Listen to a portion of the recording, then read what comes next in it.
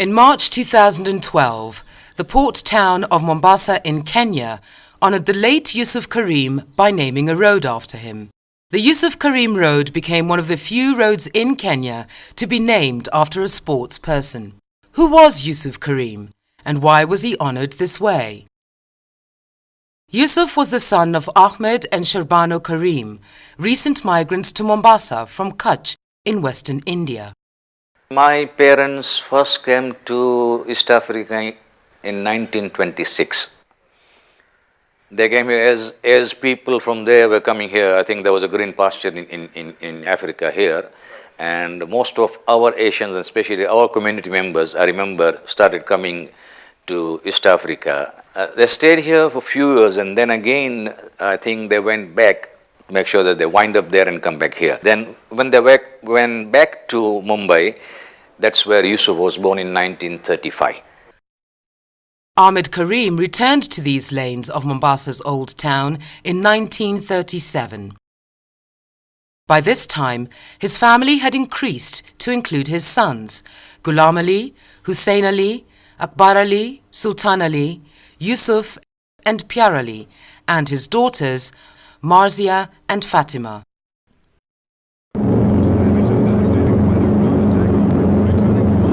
During the war time, 40s, 41, Second World War, he was with price control, and basically, at those times, those ration sheets were being issued.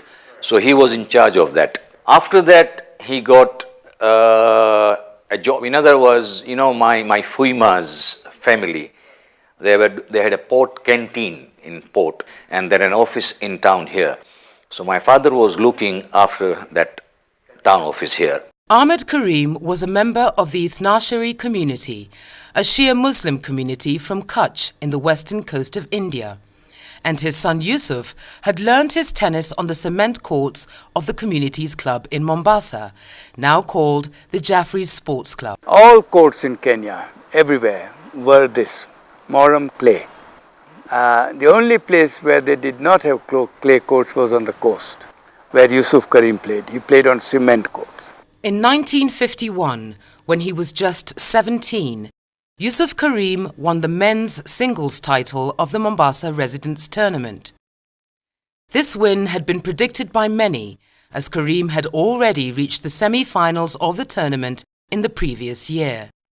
For fellow schoolboys, Yusuf Karim was already a known name. I was playing in my Aldina school. He was in a technical high school. So we used to meet on a cricket pitch. He was the best cricketer among our opponents. As a batsman, we were only worried about him. Once we get Yusuf Karim, the team is busy. We will walk through the team. He was captaining the Mombasa schools, and I was captaining the Nairobi schools. And they used to have in those days a triangular, Kisumu, Mombasa and Nairobi. So he captained the Mombasa side and we played against each other in Kisumu. Here was the new tennis champion of Mombasa, Yusuf Karim. This is the first tennis racket that he purchased from Datu auction for 5 shillings, got it fixed, and as you can see in the year 1951, when he was 16, that was his first trophy that he won. The following year, Yusuf won a double crown and then a triple crown in the succeeding year.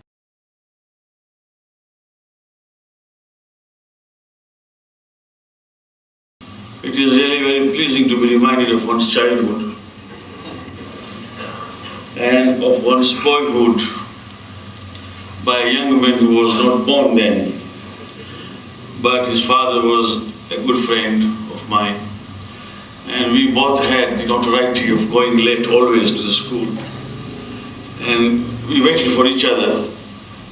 If Yusuf was there late, he waited for me. If I was late, I waited for him. And the headmaster, when they saw the two, he turned his face as if he did not know. We only pitied those who were punished.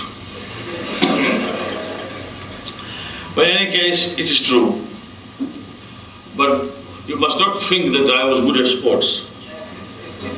My field was different, Yusuf Bhai's field was different. Yusuf Bhai remained course champion for 25 years. and I had just had a slight impact upon Mombasa as one of the so-called good orators produced by the school, debaters, and so on. वो दिन गए जब आतिश जवां था और जब पसीना गुलाब था. As my senior at Technical High School, he was greatly admired by his fellow students, the teachers and the principal at that time, Mr. Andy Patel, because of his prowess in sports. There were two such persons at Technical High School who enjoyed a lot of respect from the students, the staff and the principal of the high school. One was Mr. Askar M.M. Jaffa, who was a great orator, and he rose to become the world president of the international community. The second one was Yusuf. I still remember that if for any good reason Yusuf or Askar came to the school a bit late, the principal would turn a blind eye. A secondary student becoming a course champion, it was a big honor. The history of tennis in those days is governed very much by the Europeans. The highest level here was probably county level in Britain. Rusty Mayers got through to the third round at Wimbledon. It was an elitist sport in some ways, and the indigenous Africans did not participate in tennis. Clubs were, of course, very much on racial lines. I remember him from about the mid-50s, and that also at what was then the Nursery Sports Club. He was one of the leading sportsmen there. One would see him playing cricket, tennis, volleyball, traditional style volleyball. These three mainly. First of all, he had an aura. I mean, say even if you're sitting any part of the ground, and and he used to bat number 4. That was his registered place number. So he used to up his sleeves and his bat, and he had a very unique walking style. And it's like somebody with authority walking out to bat. He walked chest out, he was blessed with a very good build, so he stood out, put it this way. You could not but notice him on the field. Very well dressed, immaculately, flannels when the rest of the players always sported whites. He would have a sort of a creamish look about his trousers, I still remember. In those days it was very popular to wear a cap as opposed to these white hats these days. So he looked a perfect dream player visually to a spectator. He had certain mannerisms that when he did play a shot, I would see him sort of do that sort of thing, and we remember that. And of course he had a commanding build, so it sort of added up to that. He was interested in driving that ball. Okay, his shots, his runs were fours, driven, past the covers, past the long on, past the mid on. In my team, in our 11, me and Yusuf were the only two recognized batsmen. The others were there, but there would be just a support. If either of us gets out quicker, the team would not score. In fact, I played together with him. This was in the late 70s. He had still an aura about himself, and I saw. In fact, he got a chance to bat, and he hit some amazing shots, even without any practice. I'll tell you about his father, Yusuf's father. He would be present at the cricket ground an hour before the match. He was himself a cricketer, his father. Yes. And whenever Yusuf would not score runs, his father would have a word to say to him. As he was coming into the pavilion or something like that. He would get disappointed if Yusuf Karim would come back earlier than the century. After completing his education in 1952, Yusuf joined the family business, a sports shop in Old Town, Mombasa. That is where the first Karims family business started, Akbar Bhai. He was the man and started the business, and then when Yusuf finished his school, he joined. In spite of the many hours spent at work, Yusuf's reign as Mombasa's tennis champion continued unabated. And then he was champion right through. His singles, he partnered M.A. Vienna in the doubles, and they won a lot of trophies together.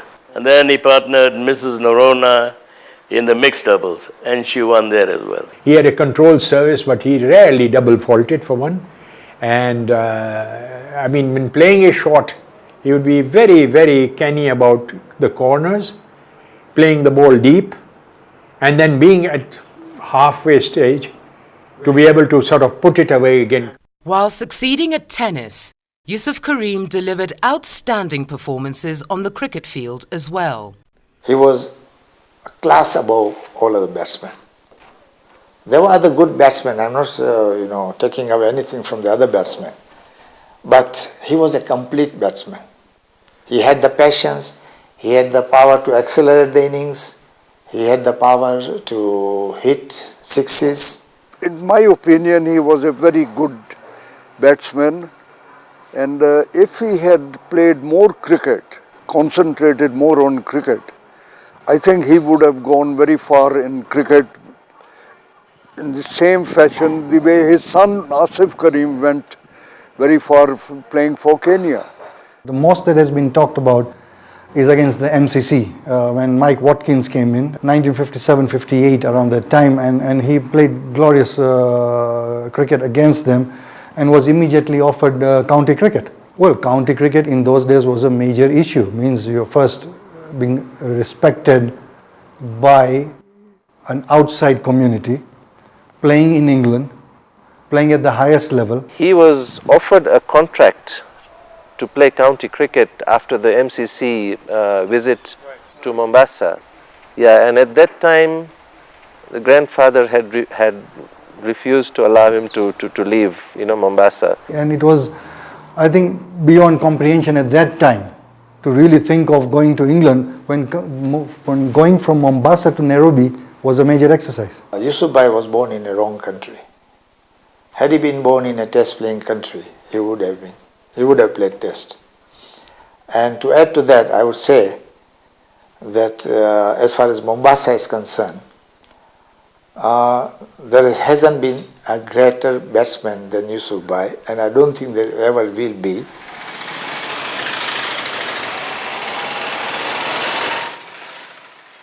He moved on to have his own shop, I think it was in 1957 or 58.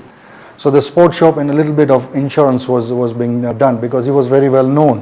But up to 1975, the shop was the main business. One day when I went to buy a cricket ball, he said, "What do you do?" I said, "I'm an all-rounder." So what do you bowl? I said, "I bowl left arm." So good. He said, "Okay, I'm giving you this ball and I'm making a note here, but if you win the game, then you don't pay anything." So we won the game. That gives us an impetus. Today we don't have to pay for the ball if you win, Right. In those days, 4 shillings something, 4.50 something was a lot of money. On the 10th of June 1960, Yusuf married Nargis from the respected Kimji family of Dar es Salaam in Tanzania. Those days,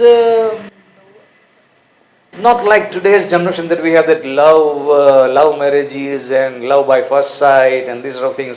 It was sort of an arranged marriage. ने किसी ने बोला कि लड़की अच्छी है मेरे husband को ने तो फिर इसने कबूल किया फिर हमारी एंगेजमेंट हुई फिर जून में शादी हुई 61 में आरिफ बोर्न हुआ May 3rd. In spite of being married to a famous sportsman, Nargis Karim never got a chance to watch from the stands when her husband played tennis. ना not allowed. हमारा लगाओ ना ladies ना जाए जुआ खबर है. However, Nergis Karim found a way to watch her husband play by peeping through the thatched boundary wall of the Mvita Tennis Club.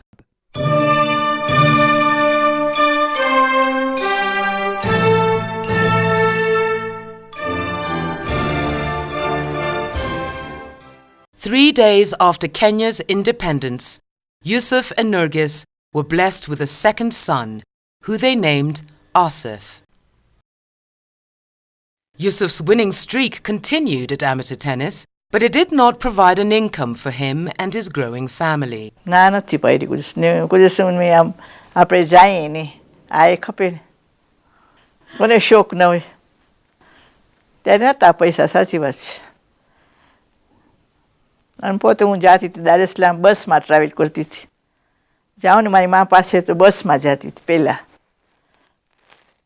પછી થાય મને કે હું ક્યારે પ્લેનમાં બેસીશ થાય ને આપણને શોખ હોય. Like in everywhere else, there are ups and downs, financially, business, but no, she gave him all the support. And of course, without that support, he would not have been able to do what he did. Yusuf and Nergis rented an apartment in this building near the Mvita Club.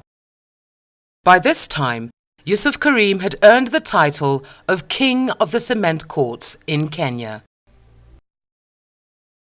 જ્યારે match હોય ત્યારે કાંઈ ખાય નહીં orange juice ખપે ને મોટો મગ અંદર સોલ્ટ નાખીને પછી જાય પીને જાય રૂમ એટલે શું ક્રેમ નહોતા એનામાં એટલે પછી બનાવી દઉં એને ઓરેન્જ ને બધું આમ ધ્યાન બહુ રાખતા હતા રમવા ટાણે ફાઇનલ હોય ત્યારે બહુ એ લોકો કેરફુલ હતા.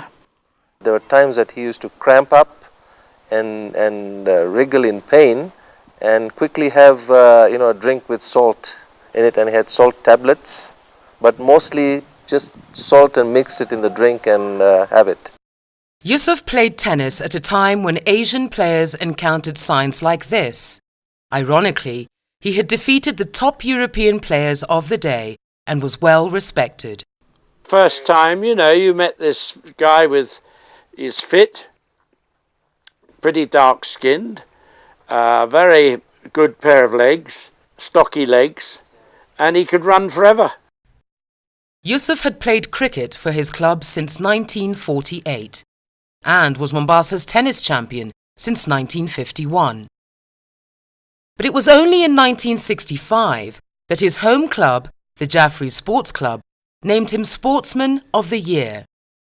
However, that same year, Yusuf retired from all forms of cricket. There was talk that he'd even left the Jaffrey Sports Club. Justice was not done to him in cricket.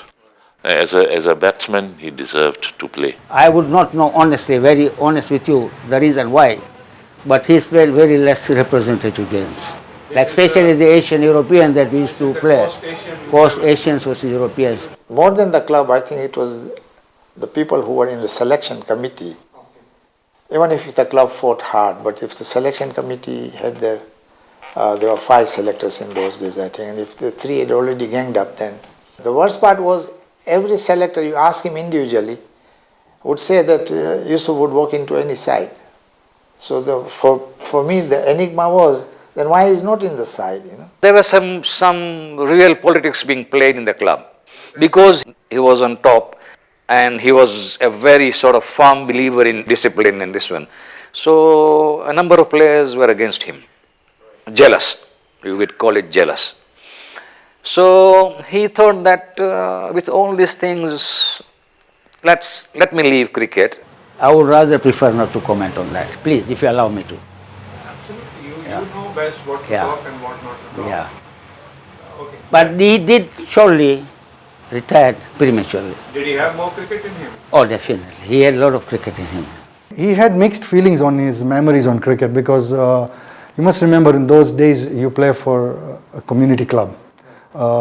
And sadly to say that really he didn't have much support from his own club. And when I compare this with Chandrakant Patel, who used to play for Costume Khana, being from Mombasa, having said that they are treated second rated, had huge support from his community, had huge support from his club, went on to captain the Kenya team when they went to South Africa in 1956. Now here is Yusuf Karim, who is regarded one of the great batsmen the coast has produced. In his short career, scored over 18 centuries, was a regular feature, yet he didn't get much support from within his club. Could Yusuf Karim have left the Jaffrey Sports Club? If you thought of moving, the pressure of the community on the individual and the family was too much. If you are a good player, you could not leave the club.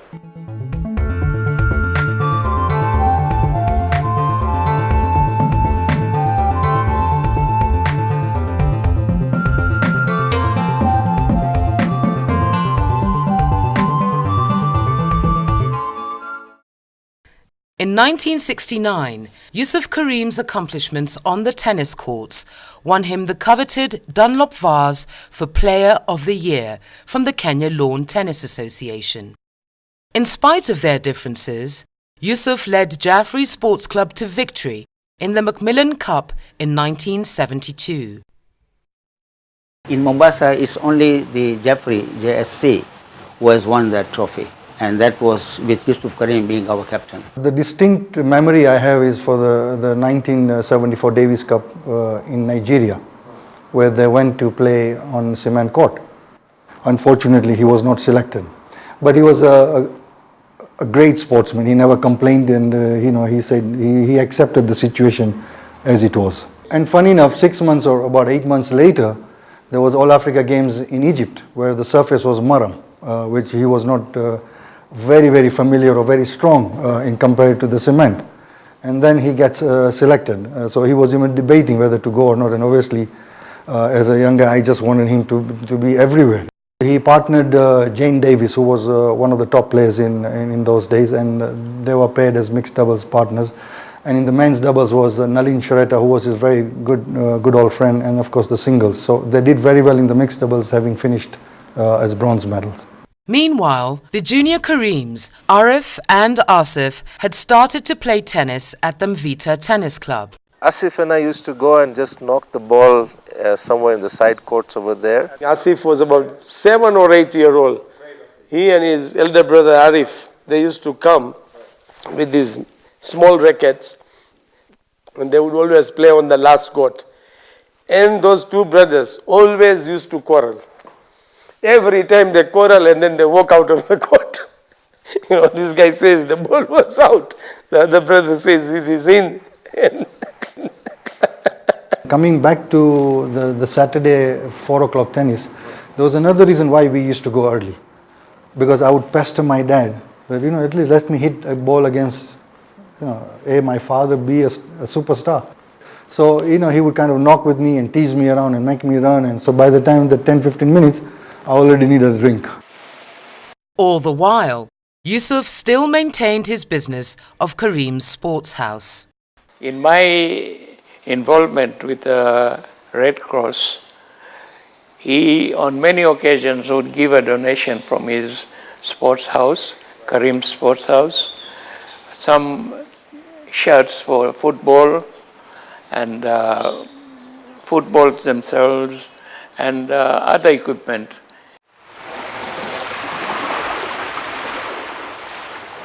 In 1974, Yusuf and Nargis Karim's financial affairs transformed thanks to the oil refinery in Mombasa. એટલે advertisement આવી paper પછી મારા husband try કર્યા મેં અમને મળી 74 માં. When we got that contract, Mom had to get involved because she was an excellent cook.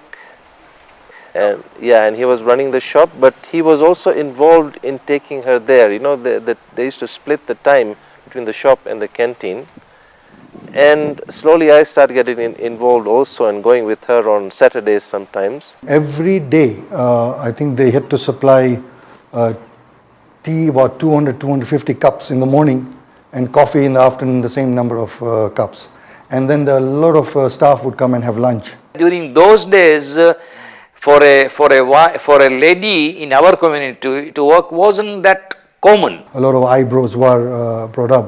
But my dad and mom were very focused. They were interested to make a life for themselves and for their children. The canteen business actually gave a financial boost to the family, and things started to get better financially.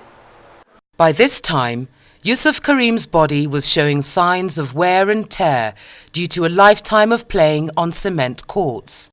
For cement courts, there are special shoes with special padding. So your knees, the jerk that you get is not that severe on your knees. We didn't know that.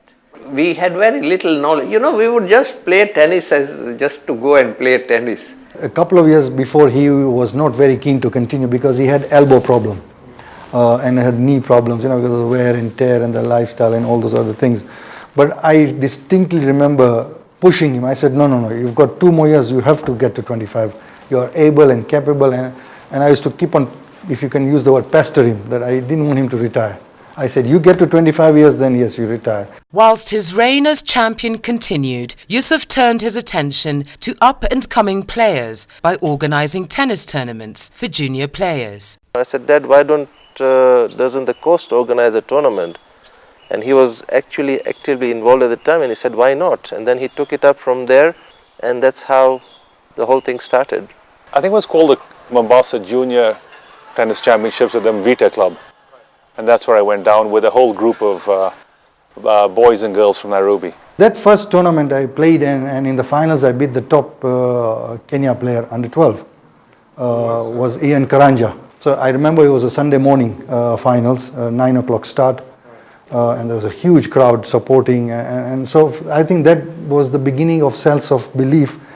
In 1977, Yusuf Karim played his 25th final of the Mombasa Residence Tournament against his eldest son, Arif. He was actually deciding not to play in that tournament, but his friends and us, of course, were pushing him to do it, and he actually took match by match.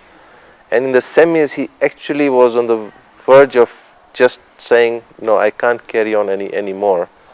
And we said, no, Dad, come on, do it, you can do it. Because it was the 25th, we actually urged him on, and he went on, he made it through to the final.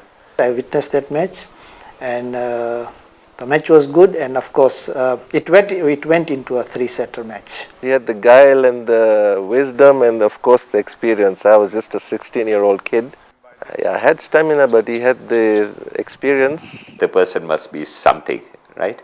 And for 25 years, so even if he started at the age of 16 when he first won his tournament, now you are over 40, about 43. So just imagine, right? At 43, you are still able to carry what you were doing in your 16 and 23 and all that. He won, and yes, I lost in the finals, but it was worth it. I remember Yusuf Bhai raising his hand when he won that. I can't forget that.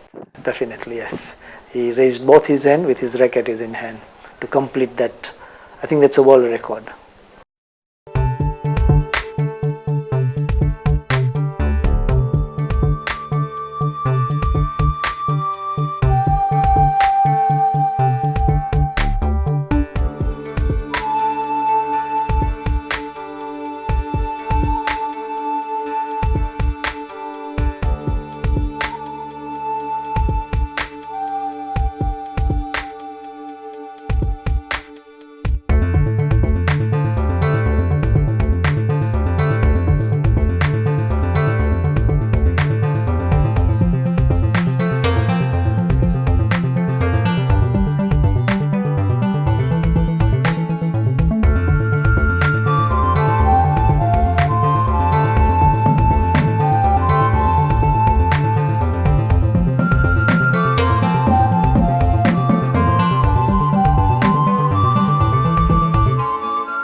Despite their father's retirement, Arif ensured the Mombasa Residence Trophy remained in the Karim family. Oh, he was, again happy, and, from then on he just basically was ecstatic and happy every time Asif or myself did well. His second son, Asif, was also getting serious about sports as he entered secondary school. I remember my first tournament was in 1977, August. It was a Nairobi club. I had never even seen a Maram court. I was just under 14 in the Kenya Open semi-finals. And Kush and myself met for the first time. And I still remember that match. It was in the morning hours. And again, we had a huge pack because he was the new kid on the block in the junior tennis. And fortunately for me, I won that match. And then played the next national champion, Dele Young, who again, we're still good friends since those days. And I won that tournament. So my first tournament in Nairobi, in the Nairobi club, I won under 14, and then the Kenya Open under 14. His biggest asset was his mind. You know, at that age, all of us were all these, you'd like a youngster have all your flashy shots, but Asif wasn't so much into the flashy shots. He would use his mind and he understood the game well, and he read the game very well.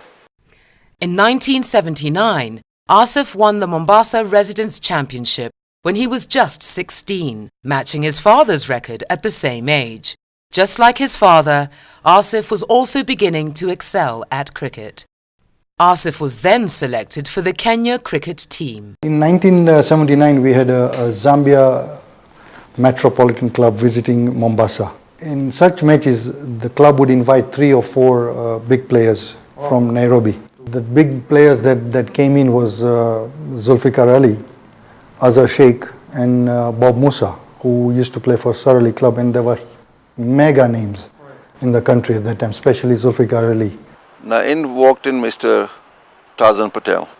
So I spoke to the captain. I said, look, do you have somebody who can just throw a little ball in the air, you know, somebody left armer? He says, we have a young boy here called Asif, but he doesn't bowl for the team. I mean, he's just a guy who bowls for the second team, and he comes and plays in the nets and he bowls occasionally. So I said, I don't care whoever it is, just bring him on. So he threw the ball to Asif. So last over before lunch, he tosses the ball to me. So, you know, obviously they set the fielding up and everything is there. To annoy Mr. Patel even further, I set a field for Asif, and Asif looked at me and he didn't know what was happening. I sort of set a field where we crowded him. And Tarzan was not used to this, you know, because he used to hit big sixes, and you know, the minute he would walk in, he'd expect the field to spread and all that. So I come in and bowl the first ball, and Zulfikar Ali stands in the slips, you know, that was his position.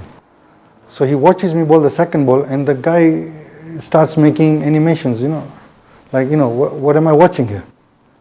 And I bowled the third one, and I bowled to Raghuveer Patel, who used to play for Kenya before and then moved to Zambia. And Zulfikar Ali caught him in the slips.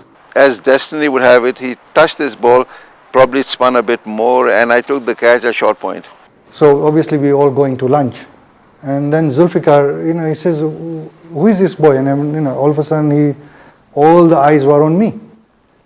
You know, I didn't know whether to blush or to feel good or to feel what. And he says, no, I want you to play for Sarali Club. Now when Zulfikar Ali talks to you, it's a novelty on its own. Then he tells you to play for his club, was a major issue. So I said, no, I can't. I mean, I've got to talk to my parents or to the club. And, you know, that was the structure then. So anyway, now all of a sudden, now the all eyes are on me. So we go back on the field, and now I bowl consistently. I remember Asif picking up 5 wickets, and I could actually see Zulfikar Ali stay close to him, talk to him after every over. Second innings, they go to bed, and I think I came on the 4th or 5th over bowling, and I picked 6 wickets. So I picked 10 wickets in that match, and we won the match. And all of a sudden now, so Zulfikar Ali says, no, this boy has got to play for me, and I mean, I see a big star here in the making for this country. So obviously I'm on cloud 9, you know, I mean, here is, you know, the guy that you're admiring is just talking about you. I mean, I was so impressed with this boy. I mean, his flight, you know, at such a young age, he was a very slim boy, tall, and very fit, I think. I think he used to play tennis as well. But I had never seen him before, I had never met him before. But the way he bowled... During that period, Charanjit and Harry actually saw Asif Karim for the first time. And not as a batsman, but as a bowler. So he came in, and this is the first time, and they said, the first comment was, what a loop. You know, these are people who can spot talent. And the mere fact, they said, how many bowlers have this loop? So Harry said, you watch, this boy is going to play for the country. And Mombasa Sports Club, who are playing in the National League, approached my dad, who was late Fakhru Babla, who really was an inspiration to me later on. Came to my dad with Mushtaq Ramji, and they said, look, we would like your son to play for Mombasa Sports Club in the National League.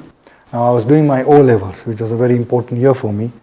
So we had a discussion, and of course my parents, as usual, was very, very supportive. And he says, this is an opportunity for you, go ahead. In some ways, I agree with what he did, moving to sports club. Because Mombasa Sports Club was Mombasa's representative team on the National League. And that gave him exposure. And obviously the exposure paid off. He would not have had that exposure had he continued to play for Jaffrey's. It meant traveling almost every week to Nairobi to play because it was a home and away basis. So I had a very good season for the club. Asif was then selected for the Kenya cricket team. And again, I was put in the national squad immediately, in the squad of 30 in those days. And there was a trip to Zimbabwe. The team was selected, I was on the reserve. I was not, of course, I was disappointed. But, you know, I should not have expected too much out of that. A week before the tour, one of the left-arm spinners gets injured. Asif was selected, and I took the opportunity of phoning his father and telling him that Asif has been selected. My dad receives a call in Mombasa to say, look, your son needs to go to Zimbabwe. And I said, wow. The first day we practice and the team is announced and I'm put in the team. So very exciting feeling that now he's making a debut for the country. So the captain, Ramesh Patel, gives me the ball. And who's batting that time? I didn't even know who was batting. And Duncan Fletcher was batting. So I come in to bowl him the first ball and he takes a swing, gets a top edge, and I get a wicket. And everybody's screaming, wow, wow, win a wicket on debut. Again, didn't mean anything to me in those days. But it was a major issue that you get a wicket of the first delivery. It was on this tour of Zimbabwe that players of African origin were first included in the national team, changing the face of cricket in Kenya forever. In 1980, Asif was named as the upcoming cricketer of the year by the Kenya Cricket Association. By this time, Asif had established himself as a force in junior tennis. His crowning glory came with his victory in the Bjorn Borg Trophy. Bjorn Borg Trophy is something that's played once a year, where the top 16 juniors are the top 16 of the country play in a singles tournament. After winning the tournament, I got the opportunity to go to Europe to play the ITF junior circuit. In 1981, Asif was named as the Sportsman of the Year by the Mombasa Sports Club. It was the third honour that year. Shortly afterwards, Asif was accompanied by his parents as he played in the ITF junior tennis circuit in Europe. He volunteered to be my manager coach for this trip, and my mom joined on that trip along. So we went on this trip to Europe, where we had to travel to Germany, Belgium, Italy, France, where I fortunately managed to play the French Open in 1981. And I must admit that it was a huge eye-opener for me to realize that the standard of tennis that we have in Kenya is way, way low. I was outplayed in all the matches. I lost in first round in every tournament. Now here is a young boy who lived in his cocoon in Mombasa. The highest he went to was to Nairobi. So now you're going to a world, and then you realize that there's a huge world out there. Upon returning from Europe, Asif left for further studies in the United States of America, following the path of his elder brother Arif.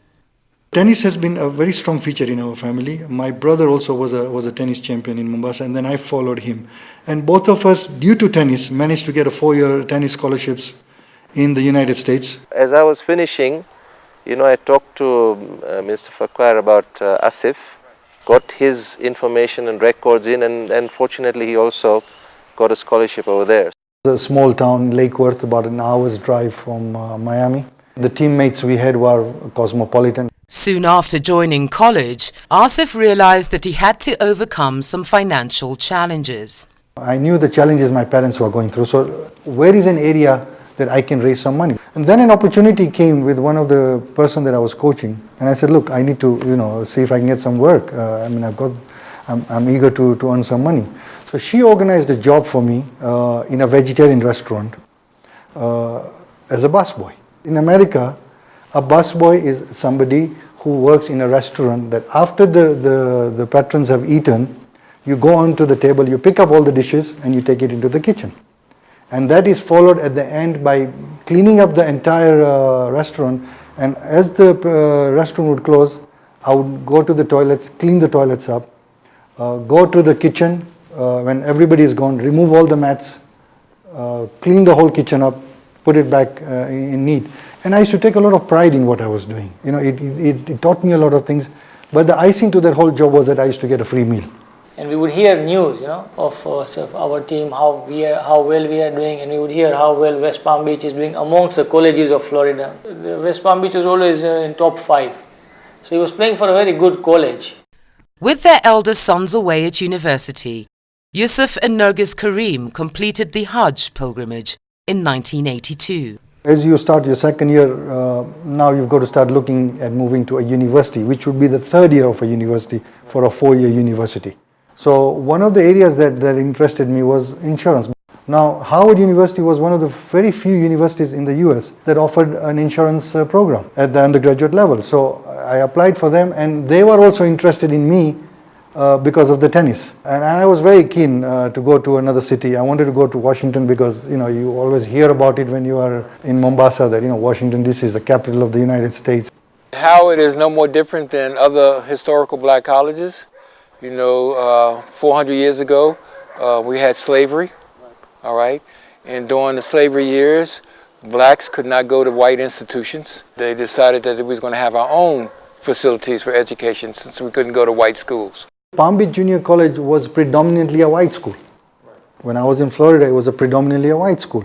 So as an Asian, as an Indian, we are in the middle, whichever way you go. Unless you go to India, then you are part of the system. But other than that, any part in the world, you are going to be a minority. Asif soon made his mark on the tennis courts of Howard. He even found fellow cricket players in Washington, D.C.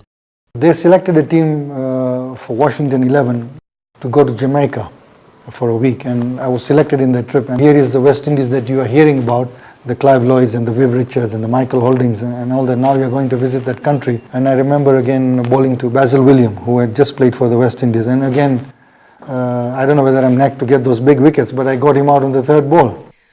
On his visits home from Howard University, Asif continued to make headlines in the Kenyan press.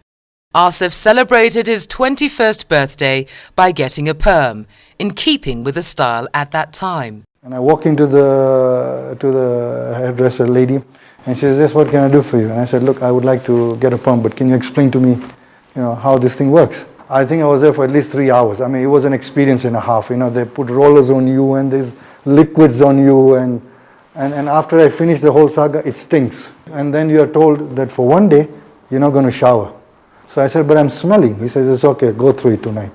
So the next day is when I shower, and then the whole thing comes out, and then you see a nice little perm on 21. He did change his hairstyle when he came back. I remember that. He did that afro type of thing. Yes, I remember that. Howard, to me, was the defining moment for me on my life. That 2.5 years experience in that university, the tennis that I played, the high level of tennis that I went through, the high level of training that I went through, the people I met, the studies I did. When he came back from America, he was much faster on the court, very fast thinker. He would straight away know how to react to that ball or the point which is coming in. In 1985, Asif permanently returned home to Mombasa and the Mvita Tennis Club. I came back in 85 December after graduating, and I was offered a job with Alico, American Life Insurance Company in Nairobi. I started my job in April, and obviously the cricket and tennis also were simultaneously in place. Asif played with the Kenya team in the 1986 ICC Associates Tournament, where Tom Tikolo became the first player of African origin to lead the national cricket team. Kenya finished a poor 10th out of 14 participating teams. It was around the same time that his brother Arif got married and migrated to England. After marriage, as I said, I was there until August of '86 in Mombasa. And no, then we migrated to the UK because I had a British overseas passport and had to move. Would the brothers have played together nationally? Well, obviously, I mean, to have my brother be part of the Davis Cup team or to the national cricket team would have been a great thing. Later that year, Arif and Asif played for opposing sides at a community festival in Nairobi. Arif for Stanmore in England and Asif for Nairobi in Kenya. Well, I actually thought that Nairobi will win because I think both the players are in Kenya's squad today. As predicted by Yusuf Karim, Asif's team won the tennis and cricket tournament. Asif continued his good form in tennis, inviting comparisons with his illustrious father. The only thing that used to distract Asif, or in my opinion, was the fact that he was very emotionally charged person, much more than his father. 1987 was the All Africa Games. I mean, it was a prestigious thing that Kenya was hosting it, and tennis was one of the disciplines that was going to be taking part. Paul Wakes at that time was the number one, and so he didn't have to play in the trials. And then we had Polo, myself, Asif, and Norbert Oduor, and a few others who were also there. So and myself went through, and I believe it came down to Asif playing against Norbert Oduor for the fourth position, and between the two of us, and I won the match. Obviously, the selectors were a little jittery and you could sense something was not right. And they said, no, we would like you to play again because we want to check the fitness and it's a very important tournament. So fine. So we play again that afternoon. And again I beat him. Only an hour or 2 hours later, when the selection is mentioned in front of everybody, Norbert Oduor is selected in front of me. And it was one of the most disappointing thing to go through, but there was nothing you could do. I was never involved in that. I always just used to come like a week before the actual match commenced, so I didn't have anything to do with trials. And again, it was a scenario of a Mombasa boy coming to Nairobi and being discriminated. A disappointed Asif retreated to his parents' home and the Mvita Tennis Club. I was about 10 years old and I was very keen on tennis, and my father was keen on me playing tennis. And what my father did was he actually spoke with Asif and asked him, can you please take a little bit of time out of your busy schedule? And I tugged him on the shirt and I was like, Asif, please, could you please hit with me? And I just remember the fluidity. I just remember him being in such incredible control and had a grace and an elegance. 3-4 months later, Kenya is drawn to play Davis Cup against Ghana. And Ghana is on the coast, so the entire squad travels to Mombasa for training. I had a very honest and a very frank discussion with the coach. And I said, look, we know there's a position for one that really is being tussled here for. Are we going to go through the same saga, what we went through in North Africa? So we play a best of 5 matches between Norbert and myself, and I won the match. So obviously I felt good. The next morning I come to the hotel where we were training, and as I walk into that room, I immediately sensed a feeling of something is not right. And I got that fear that there's a shocker coming. There was a bit of political evil at that time. We were all trying to make tennis a much more widespread game. I mean, I myself was the chairman here. We were having grassroots programs and things. And Norbert Oduor was probably the first black Kenyan player, I'm saying. And at that time, he was not at Asif's standard. I mean, we saw it. Asif beat him all the time. But at the same time, he was chosen. I think it was a political move. I wouldn't put it down to the Africanization, but I just felt we had a few people who were running the committee at that time like it was their own personal kingdom. And that really was very, very disheartening and like anybody else, I mean, you worked hard, you want to play for the country, it's a pride to play for your nation, you are not asking for a favor. You've gone through the whole rigmarole that everybody else has gone through, and then you get dropped. In an effort to overcome his dejection, Asif now focused his attention on cricket. I remember 87, if I'm not wrong, when we went to Mombasa. and we were playing against the Indian Stars. They had Roger Beanie, Vensaka, Kapil Dev was there. That is the match when Asif was bowling to Vensaka and I was in slips, and he bowled a beauty of a delivery, and I just, took the catch. And those days, no spinner will bowl to Vensaka. He was very risky, but, and I think the whole series, Asif really bowled very well.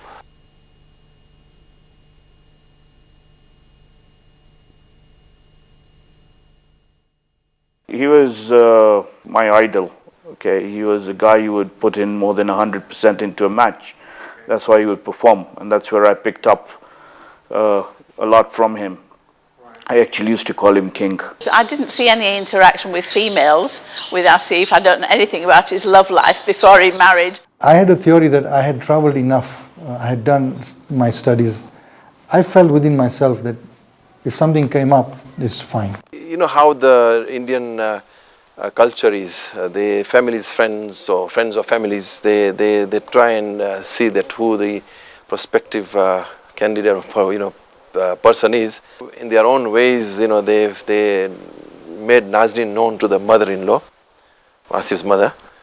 They met, they chatted, and she thought, okay, maybe it is worth Asif meeting my sister. We met at Fazl's house, our very good friend, Zuli Fazl and Fatma Fazl.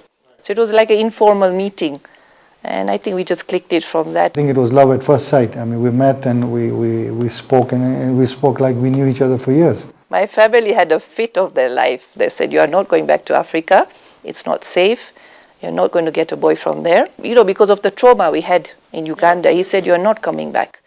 So I said, no, I like this guy and I think it'll work. So my sister had to convince him.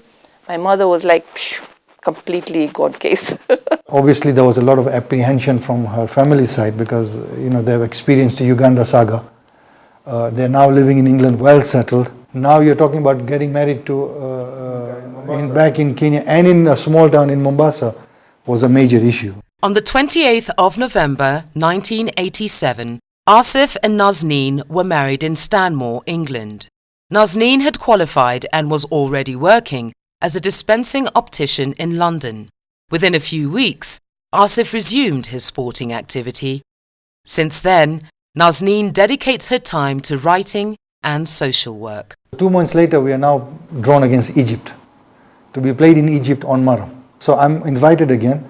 Then I said, no, I don't think I want to. But I give marks to my parents and Nazneen, who pushed me. Kush and myself were selected. Paul was part of the team, but unfortunately, Wakesa had to be dropped on the 11th hour because he had played a South African, and at that time we were not allowed to play South African. So he was there with us as a team, as a support. It was great playing with Asif. We had a lot of fun where we were playing in the middle of a match and both at net, and this ball hit the cord and it actually hit him between his legs very, very hard. And he was writhing in pain. And I was actually laughing because I just found this hilarious. I couldn't believe it. You can imagine this scenario, a serious Davis Cup match and someone getting hit between the legs. In 1989, Asif and Nazneen were blessed with a daughter, who they called Fatima. She was born on the 24th of November, the same day as her mother. In Mombasa, Asif achieved a hole-in-one in golf, a sport he had recently started playing.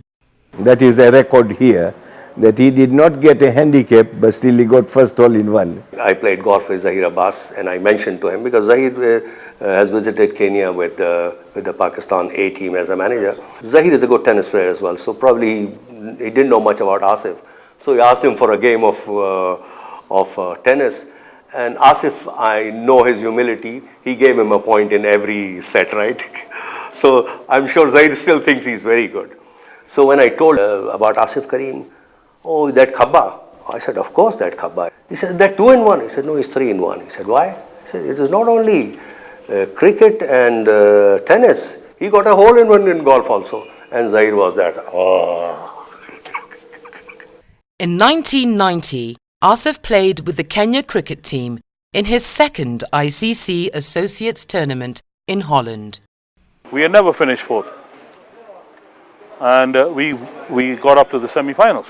And in that game, had rain not saved Holland, and that is a fact, Kenya was going to be in its first ever finals. What for us was the achievement that we now had reached the world stage. Upon his return to business in Mombasa, Asif felt the corporate world of Nairobi beckoning. When the chairman of the club, Naushad Mirali, who was a business magnate and the chairman of the Samir group of companies, and myself decided to start this company because there was something that was lacking in his group. You know, he had a number of companies, but it was insurance that was not there, and it was perfect for me. By this time, Asif's younger brother, Altaf, had left for the United States of America for further studies.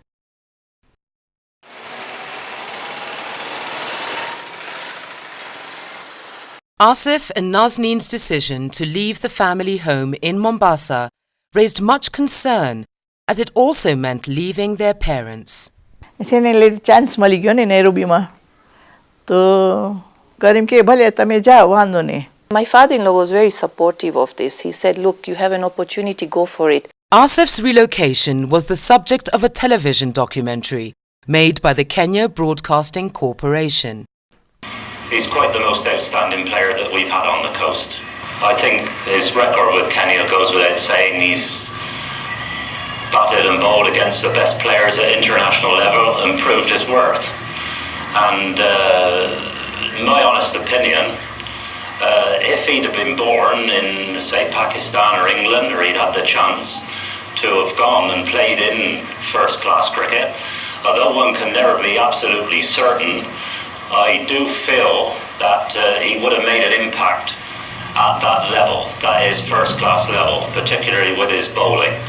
I think his main contribution is the fact that he provides a yardstick for the junior players. They play each other, they beat each other, they think they're getting pretty good, and then they get on the court against Asif, and they find that they still have quite a long way to go. He's been the champ of Mombasa tennis for the past decade, and all of us juniors have been trying to beat him. But now that he's leaving, I mean, he's left a big gap. In Nairobi, Asif's twin passions of tennis and cricket finally collided. Now here is a final of cricket on a Sunday, and here is a final of tennis, Kenya Open. What do I do? And that same very weekend, we are shifting houses. I say to myself, okay, what I'm going to do, I'm going to go 9 o'clock to the ground as the captain, toss the coin, hope to win the toss so that we bat. So then I go back to Nairobi Club to play the Kenya Open, which will be about 10:30, 11, finish that singles, and then rush back to the cricket, finish the cricket. Not to forget, I was also in the doubles finals, which was at 5 o'clock in the evening. So I go to the ground, win the toss, we go to bat. Immediately I give instructions and I go to the Kenya Open. Unfortunately, the lady singles got delayed. So the time now is going and every minute was valuable. So then we start the men's singles, and I don't think I was in the right mental frame, and I lost to Norbert Odwar in the final. Rushed back to the ground, and we are in dire stress. We are at about 100 for 7. So I walk in and we are about 143 or thing all out. We go to the field. Aga Khan, whom we were playing against, were now in a precarious position. They were about 100 for 6. I still had 4 overs to bowl. It's now 4 o'clock. I have to rush for the finals. So now what do I do? And I just made a decision that, look, I cannot let my team down. So I went through. Unfortunately, we even lost the cricket match. I go back to Nairobi Club for the finals, and it was the most embarrassing sight when everybody is giving me a horrible look because I'm late, and I felt very disappointed that I let my doubles partner down. But he was okay at the end. Maybe he was just being respectful for me. But I felt disappointed. But it was a day that really went completely haywire. The time had come when Asif had to choose between tennis and cricket. He gave up tennis in favour of cricket. He was a very, very talented player, and he was not chosen for the Davis Cup team. I was disheartened with my own decision on the tennis. I mean, I'm not blaming anybody on that. It was a tough decision. Asif is still fondly remembered by his teammates. It wasn't the power game. And I think this is what Asif lacked. As tennis has progressed, it's become more of a power game. People are more physical, they hit harder, and he had that old game from the 60s, 70s where it was all very nice touch and feel. Well, the reason why it's difficult to beat him, first I think the guy is sort of a tennis genius. I mean, he's quite good, he's quite a steady player. He's fast on the court. Even though he's not that a hard hitter. He doesn't hit the ball hard. But the thing is, he's quite good at controlling the ball. He keeps on returning everything till one makes a mistake. Asif, his game was centered around his ability to manipulate the ball as a craft. Slice backhand, which is possibly the best in Kenyan history. Asif was known that if you hit to his backhand, it's going to be placed in the corner with a fair amount of spin, and it prevents you from doing much with the ball.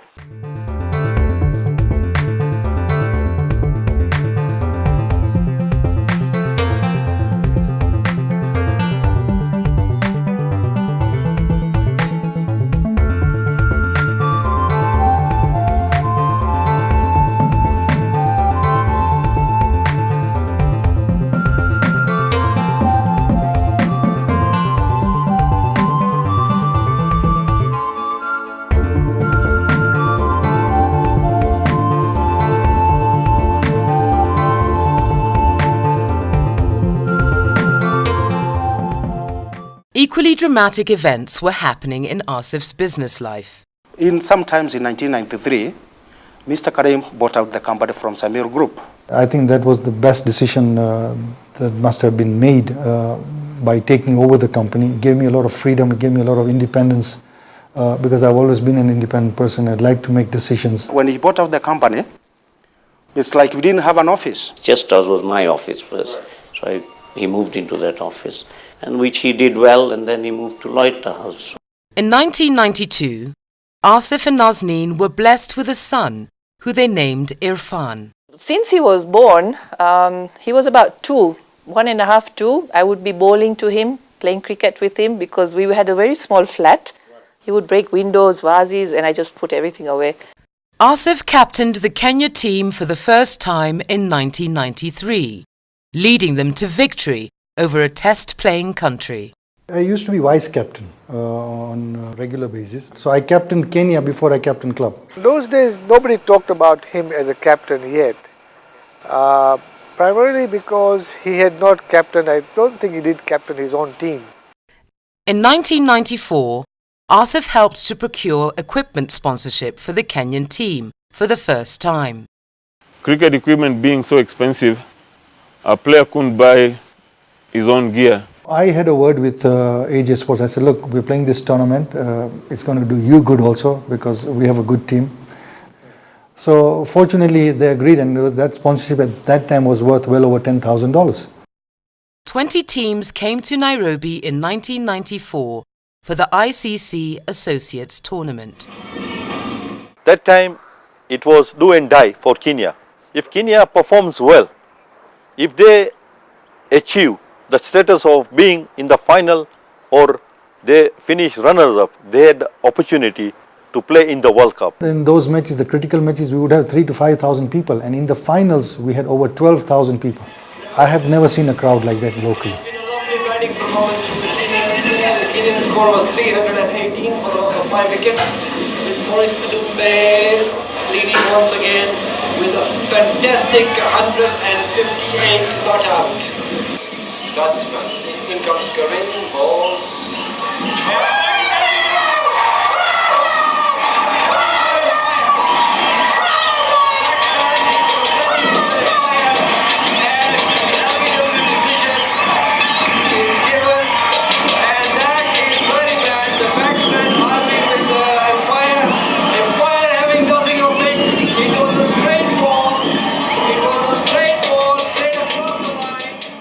He bowled beautiful well in the tournament. We went on up to the finals. When we crossed the rope to go onto the ground, you could see that this was a united team, this was a one team, and the huge crowd support that we had, and the administration, everybody was clear that the focus is the World Cup. We had a set plan. We are playing in India. So what is the point of going and playing on green wicket in England? You go and our performance has to be that World Cup. Our preparation for the World Cup used to at least go to some other country before your team goes there. As part of their preparation for the World Cup, the Kenya team toured Bangladesh in 1995. When we beat them, we knocked them out of contention for a place for the World Cup. So it was sort of like they wanted us to go to their own backyard and pay us back. We were playing in stadiums consisting of over 30,000 people watching. I mean, there was a time I distinctly remember when I was batting with my colleague, I think it was Edward Tito. And you know, when you're talking to each other, it's very easy to hear each other.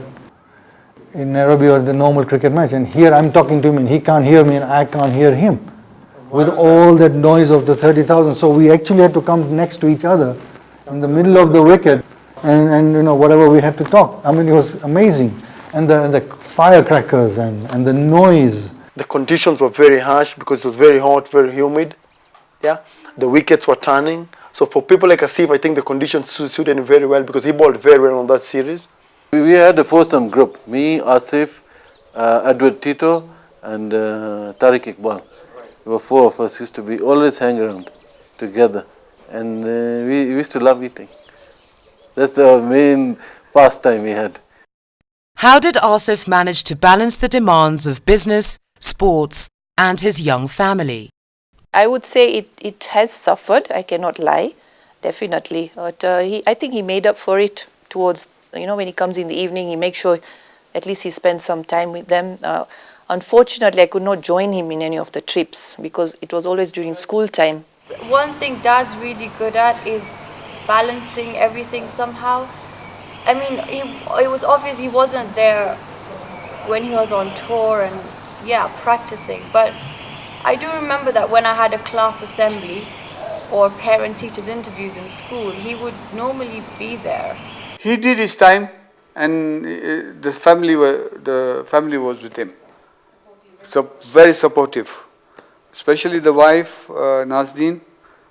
Excellent supportive. He couldn't get a better person. It's difficult for the wife to give that kind of support because he used to be out 2-3 months out playing cricket. One would get fed up saying what's happening, you know. And it goes on. But Nazdeen, wonderful person. Then in early 1996 came the Wills World Cup. Honestly speaking, going to the World Cup, for us, it was about going to take pictures, standing next to Sachin, standing next to Lara. Yeah, this is the World Cup, it's our first time, taking part in such a big event. We were playing India in a big names, Azhar, Sachin, Kumble, Srinath, Prabhakar, and we were playing in Cuttack. Huge full house stadium. It was my 10th over and obviously, he was on 99, so Maurice and myself said, let's try and put some pressure. But, we were also asking ourselves that what pressure are we going to put on this guy when he's on 99? I mean, he scored these runs so fast. So we said, let's be a little adventurous. Oh, they've asked the question. Everyone's holding that up and they cannot believe it. Well, I'd like to see that replay. Well, the Kenyans definitely thought they'd got Sachin Tendulkar here. Must have just come off the bat, but definitely the decision going in favour of the batsman. I come in to bowl the first one, pushed it a little bit, and there was a catch on a bat and pad. And we made a huge appeal, and there was a huge uproar in the crowd. And I can't remember the umpire's name, but it was a Sri Lankan. And I mean, it was deafening noise, and now here is Sachin Tendulkar getting his first 100 in a World Cup. He's on 99. We are in India. I'm bowling the first ball, and of course the umpire gets a not out. He was out, he put in a edge at 99, caught by Hitesh Modi's short leg, he was out. He says, he turned around and he just smiled at us. He says, umpires have to give me out. I can't walk. And Asif says, my God, I must have, that's a surprise because every time when we sat down to eat, we always used to joke to each other and we used to bet, who's going to get Tendulkar's wicket? And Asif said, I'm going to get it. I said, no, I'm going to get it. So Tito said, no, I'm going to get his wicket. I said, no, don't worry. So I keep bowling there, and every ball, Sachin struggles to get a single. And I end up getting a maiden, and it was a very, very good feeling. Thinking back, it brings a smile to my face that it was our debut and we actually managed to make the Indian press go against their own players, that if Kenya could do this, what about these other teams? Again, Australia was another very hot area. We played in Vizag, Visakhapatnam, and I mean it was extremely hot. Well, it's in the air. This will be caught. Oh yes, he's got him. Easy. Ian Healy goes for 17 from just 11 balls faced. And it's 301 for 6. Again, he's going for that offside. In goes the throw, and it hits the stumps, and that's beautifully fielded. Stuart Law knew he couldn't get there. A 35 from 30. That's a nice little pipe opener for him. That's beautifully hit by Stuart Law, and just out of reach. And on the bowling side, Glenn McGrath is another one who's well versed in the one-day game. Asif got injured that match because Asif fell and hurt his knee, and he really struggled then after that. Again, we were not disgraced because I believe the Australians at one point must have been sweating. West Indies, we batted first and scored, I think, 163 or 167. So I remember I had already injured my leg very badly, I mean, against the Australians, but I was pushed to play. And that, kept me in a position where I would not have to do much running. So I remember at lunchtime, as I was stretching, and I was with Tito and Tariq, and I said, look, I mean, why don't we each guess how many overs these guys will get the runs, because it's only 166. So, everybody gives their own numbers, and so we were just joking around. Raja Bali and Martin Suji opened the bowling. Goal! Great goal by Raja Bali, and Richie Richardson is out. And then the third ball.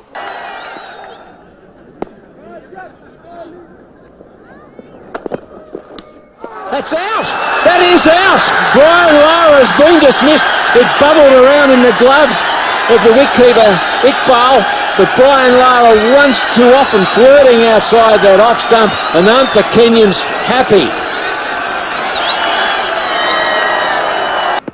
Obviously they don't want to take any kind of a chance at this stage.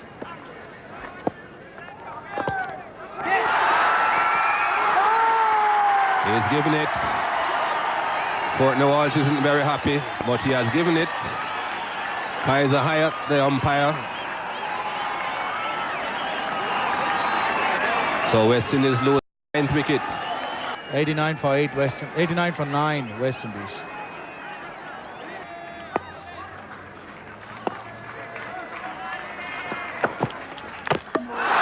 And that's it. Inside edge onto the stumps. Cameron Coffey goes. That's the end. The Kenyans are elated. They are dancing.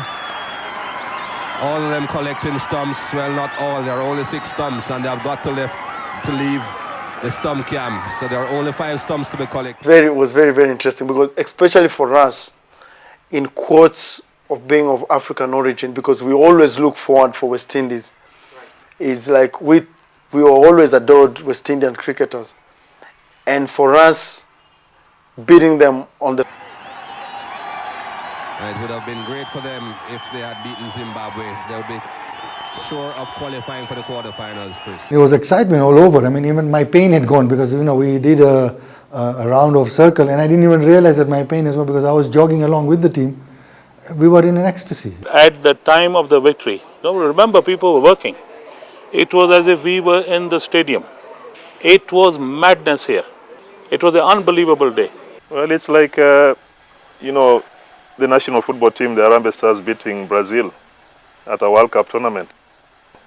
Nobody dreams about that. We won one of the biggest upsets regarded in international sports, not only cricket, when we beat the 2-time world champions West Indies in 1996. That particular win opened the doors for Kenyan cricket. Kenya was 2.5 hours behind, and all of a sudden, the entire community and well-wishers of the family were coming to his shop because they were still working and they was 2.5 hours behind. Right. And people were just pouring in to congratulate him, and obviously, I'm sure it must have been a great feeling. Where you had bowlers like Shane Warne, Murli Dharan, Kumble, Waqar Yunus, Wasim Akram, Magra. Then you see Asif Karim being fourth in the averages. It was unbelievable. We had agreed with Nazim that after the World Cup, I was going to call it a day, because it's enough. 96, that it's enough because it's been so many years of traveling and there were other commitments. When I come back to Kenya, and so I said, okay, well, I think now it's time to call it a day. She says, no, continue. There's no need to continue because the feeling was so good. But on a sad note, I think this is where the KCA did not take the opportunity. This was the second great opportunity to have taken cricket to a new level. But they should have, at the same time, made the administration professional as well as create a good developing structures, because the Tikolos and the Odumbes and the other players are going to phase out over a time. What's coming in? After the World Cup, Asif and Nazneen went on the Hajj pilgrimage. Upon returning, Asif opened a new office for his company. But how did Asif's business manage in his absence on these long tours? Actually, before he left, he used to tell us to work as a team. It actually functioned because there is a dedicated team which was taking all the initiative of seeing the companies running well. Later that year, they were blessed with a second daughter, Zainab. Once again, the Kenya captaincy came up for Asif Karim. It wasn't easy. Asif, on merit basis, there was no question about his merit to become a captain. I took it as an honor. To lead a country is always, to play for a country is an honor, to lead is a bigger honor. You had Asians and Africans, you had educated and uneducated people. Then you had in the Asians, you had the Hindus and the Muslim. Then you have the Africans, you have the tribes and so on. So now to put all that together and to lead needed an extra head on that. This was followed by the Coca-Cola Trophy in India. Coca-Cola was another great. We went without a coach. We had no coach. For us was an opportunity to play big cricket.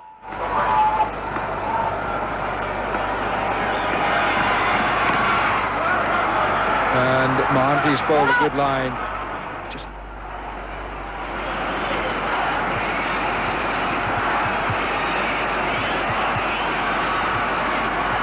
With the captain Asif Karim replacing Mohammad Sheikh. Exhorting Dravid to his 50. Oh, and he's bowled him. First ball up for the captain of Kenya, Asif Karim, and he has bowled Rahul Dravid, and that really did come as a surprise, and Dravid is furious.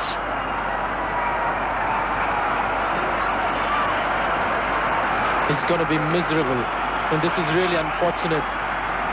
The ball just held, I don't know, it's pitched in the rough probably, as you can see, it's an overpitch delivery, but just held there. Rahul, who was well said, went for his favorite on drive.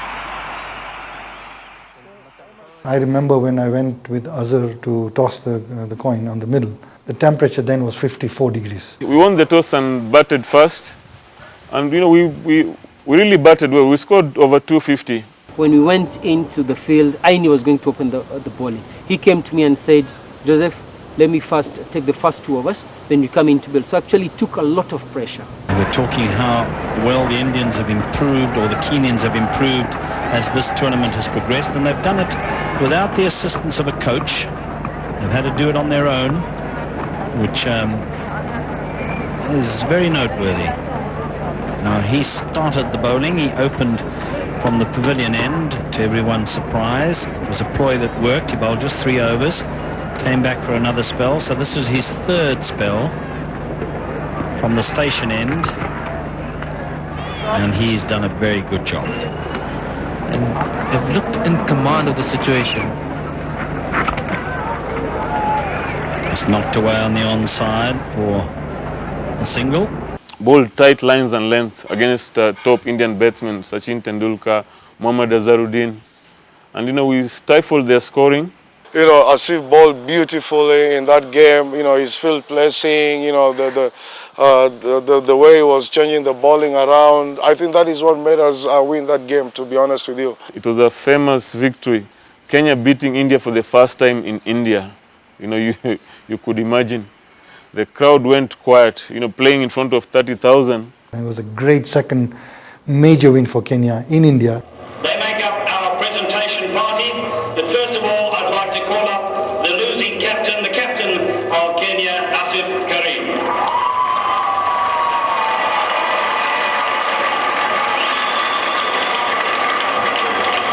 Asif, disappointment for you today? Well, disappointment. We were playing against a very formidable side, and I want to congratulate the Indian team for winning the tournament today. I would like to take this opportunity to thank BCCI, and I think I'm talking on behalf of Bangladesh also, for having invited us here and to give us this opportunity to play this big tournament. The team returned home to enjoy a spell with their families before the MCC tour of Kenya. In March 1999, Asif led Kenya to their first ever victory over the touring MCC team. Soon after, the big test of the ICC World Cup was held in England. We are now going to England in late spring, early summer.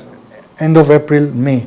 The conditions are extremely tough. The preparations were here in Kenya simply because the association had no money. We used to rely on our spin attack. From the 50 overs, our 30-35 overs were controlled by the spinners. Now here was a case that was not possible. Because your fingers were numb because of the cold. So that's why you needed to keep them in the pocket most of the time, or keep on blowing onto your fingers so that you keep them warm. And now two of their frontline bowlers are injured. It could be a very tight contest, this one. 27 years of age, born in Nairobi, made his debut against Kandy. Sri Lanka went on to win the 6th World Cup. India, about 270.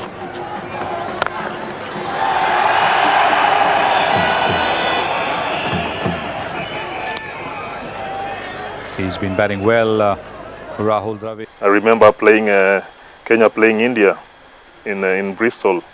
Asif was, it was same level with Sachin Tendulkar in terms of composure and leadership. Ganguly, he was in the same league. So really, I've seen Asif grow in the game, and I'd say he's a great leader. I think we've had a fair tournament. We have scored well against the big boys. Most of the matches we've scored over 200. It's the bowling department that has been a little weak, and hopefully when we go back, we're going to do a lot of work in that. But when we got back, I felt that the administration did not give me the comfort. They were looking for something, and I think I played a smart one, because instead of being kicked out or being giving not an honorable exit, it is better I come out. I remember when Asif said he was going to retire, he called me up and he was asking me, what do you think about this decision? How should I, announce it? Should I call for a press conference, or should I issue a statement? And I remember telling him that there's still a lot in him. It was too early for him to retire. Before going to the World Cup 1999, I had contemplated to retire from international cricket after the World Cup. However, I was requested by a number of national cricket officials to rescind the decision until after the World Cup is over. After having captained Kenya at the World Cup, I have reviewed the issue of retirement with my parents, family and well-wishers, and I have decided to retire from international cricket. The Asif retiring as captain, it puts it even into a more precarious position. India naming their team today for the Four Nations, and I believe South Africa are also about to name their team. Why is it taking so late for Kenya to name the team, and yet, as it were, we are the underdogs?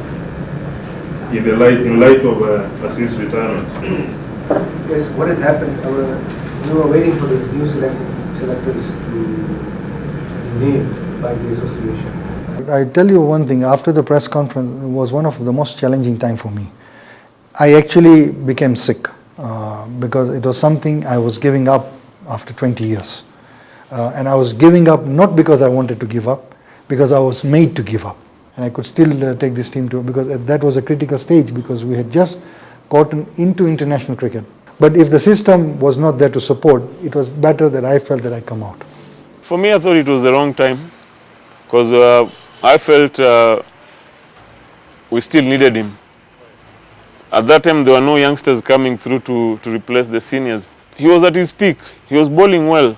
It was an important decision, but he really had a, what do you call, a depression type of thing for that. You know, he really had a, what's the withdrawal symptom for not going to play sports. It's like leaving something you love. I still feel very disappointed that most of our cricketers, with the likes of Morris, Steve, Thomas, and a few other cricketers who have been great ambassadors to our country, in the sporting country, have all left in a very disappointing note.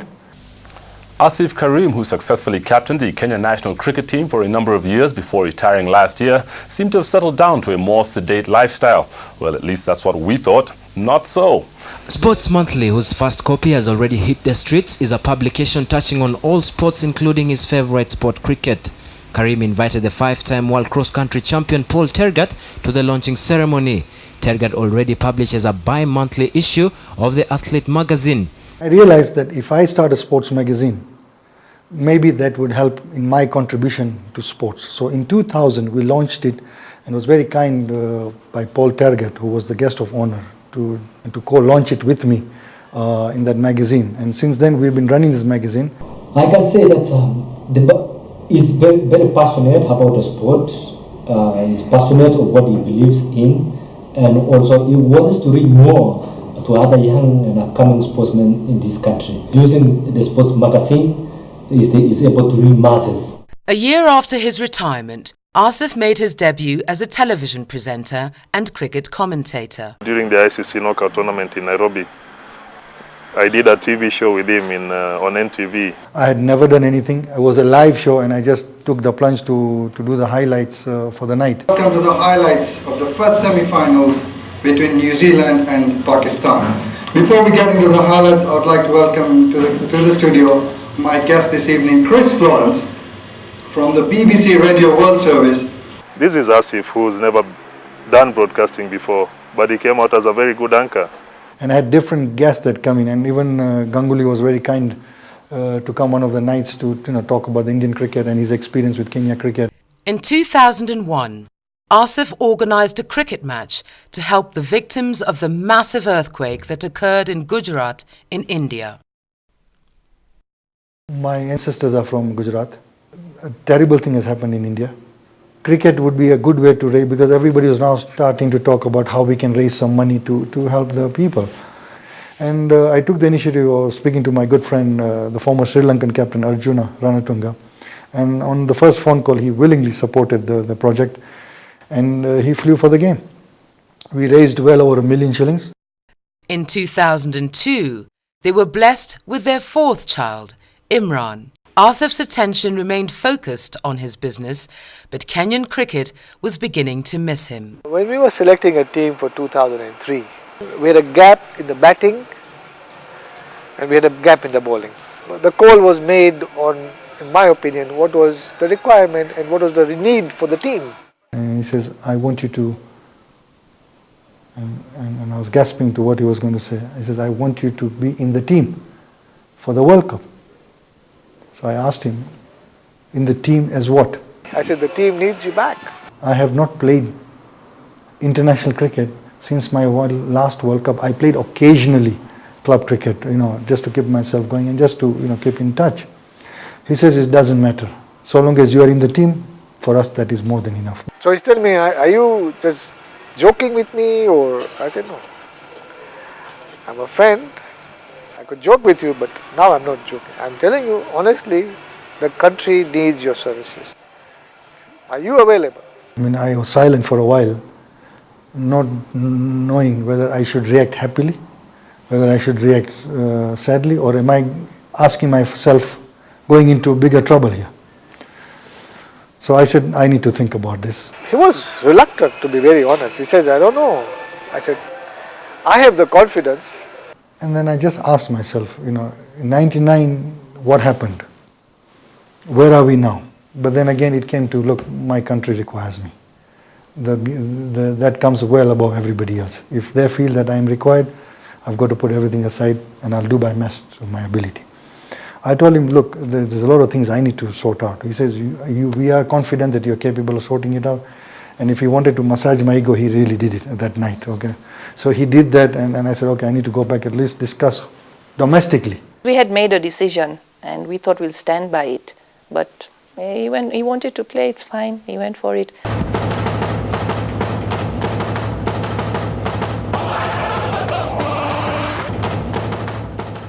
All the teams had gotten together in the vessel in 2003, overlooking the Table Mountain for a group photograph and all that. So I bumped into Dravid there, and he says, "Oh, hi, Asif." And I said, "Oh, hi, how everything okay?" He says, "Well, World Cup to World Cup." I said, "Well, I'm lucky. What else can I say?" You know. So it was interesting that the observations that come from international cricketers, so they were also aware of what was happening in Kenya cricket. Australians were 105 for 2 in 15 overs. Right. We had just scored about 170, so you know they were just butchering all the bowlers. Asif Karim coming into the attack, bowled quite well in their last game.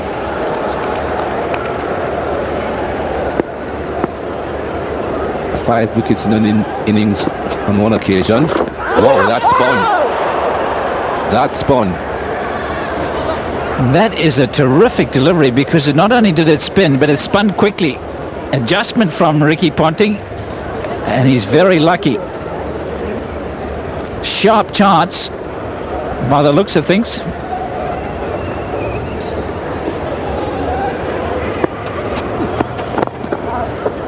Well done, Asif. Watch this turn, it just opens him up beautifully. Had to late adjustment. Did it carry just to the left hand? Hitish Modi. Oh, he's having a little bit of trouble. He's bowling a good line to him. He's having to open up to play it on the leg side, then it's spinning away. That's got to be out close. Oh yes, oh yes. Well bowled. Quicker delivery after having spun a couple. Fizzed in the quicker ball. Caught the skipper by surprise.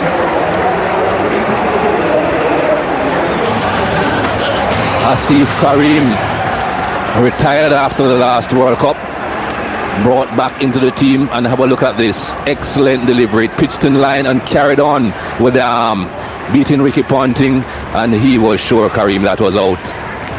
Steve Buckner, as usual, says out and then signals out. 109 for 3. I come into the ball and I bowl the first one to Ricky Ponting, and he just plays me down. The second ball I bowled, turned a lot, it beat him, got an edge, it was dropped in the slips. And I said, hey, this is looking good here for me. Because I was enjoying myself, I was not under any pressure. And this was the third time I was playing on Kingsmead ground in Durban. First time I played in 95, then in 97, and this was the third time. And every time I bowled there, I realized it later, I had very good records on that ground. So when I bowled that second ball and I saw him struggling, I realized there's a turn on the wicket. So I kept the pressure on, bowling a good line, and every ball he struggled, Ponting. And then on the fifth ball, in fact, after the second ball when he was dropped and I came back, Buckner was smiling, we were smiling at each other. It was like telling me bad luck, because that's a prize wicket to get. So on the fifth ball, I said, let me try him the arm ball. And I come in and deceived him with an arm ball, and then the rest was history. I mean, you get a player that has been dominating cricket for a lot of years, and really it was a pleasure to get Ricky Ponting. Lost the same amount of wickets though. Well fielded. Usually a very good fielder, Colin Zabuya.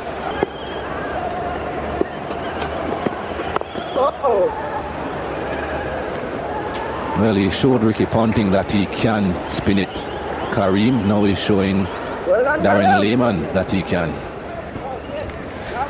And he's got a slip in place for the one that goes on with the arm. That's what normally happens. You bowl one that really turns a lot, surprises the batsman. The next one goes on with the arm, looks for the turn, and nicks it to slip. Like that, it's gone.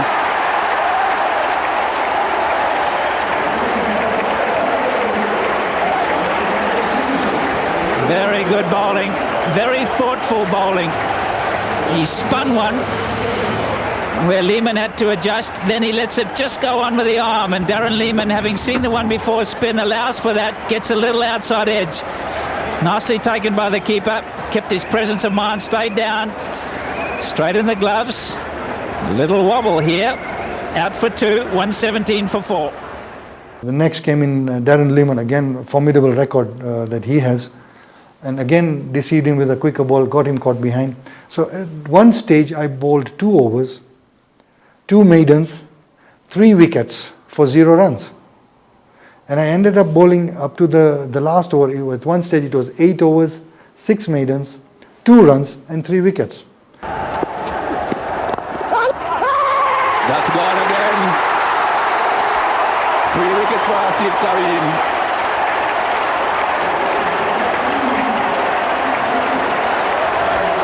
Well. What's happening here? 18 overs, 117 for 5, and it's been brilliant bowling by Asif Karim, 39 years old, changing the pace beautifully. Quicker ball followed by another slower delivery, which has gone straight back to him. Second ball. The crowd are ecstatic, so are the Kenyans, and you can understand why. 117 for 5. I remember before Asif bowled the last over, I was shouting from the changing room, don't bowl the last over, because they got 1 or 2 runs off that last over and they spoiled the record. Otherwise it would have been the best bowling ever in the World Cup. Well bowled again, beautifully bowled, another maiden. Australia stay on 165 for 5. Even Steve Buckner is impressed. Deep down my heart, when I finished my 8th over, I was praying that the game gets over because they only needed 4 runs, so there was no point in me bowling. That, in cricketing's angle, I was a little selfish for the first time thinking on those lines. Scores are tied. And that's it. Full toss hit through the wide mid-on region by Ian Harvey. And Australia have gone on to win this game in the end quite comfortable, because of course they have still got another 18 overs and 4 balls to go, and 5 wickets in the hutch. Thoroughly enjoyed themselves, Kenya. It's a great heart from that performance against the best team in the world. Karim with fabulous figures. 8.2 overs, 6 maidens, 3 for 7. He might just have a chance of man of the match. Brett Lee with a hat-trick will be up there. Adam Gilchrist with 67 runs in 43 deliveries. He's got a stump, so he should have. They've had the moments in this game here. They certainly have. They're just rocking for a time, Australia. Associate member, not the test playing nation yet. They've done themselves no harm at all. They have beaten 3 test playing nations in this 2003 World Cup, and they can rightly call themselves the champions of Africa. They are the only African team left in this tournament, and they are going to the semi-finals. Karim acknowledging the applause from this crowd. He certainly bowled beautifully here tonight, and they well appreciated it. Well, he's got the ball as well. He's got a ball, he's got the stump, and he'll get the congratulations of the Australians. And now the man of the match. There was a little bit of debate. There was a hat-trick from Brett Lee, as Ricky Ponting mentioned, but the man of the match to receive the goal watch from Barry Richards is Asif Karim.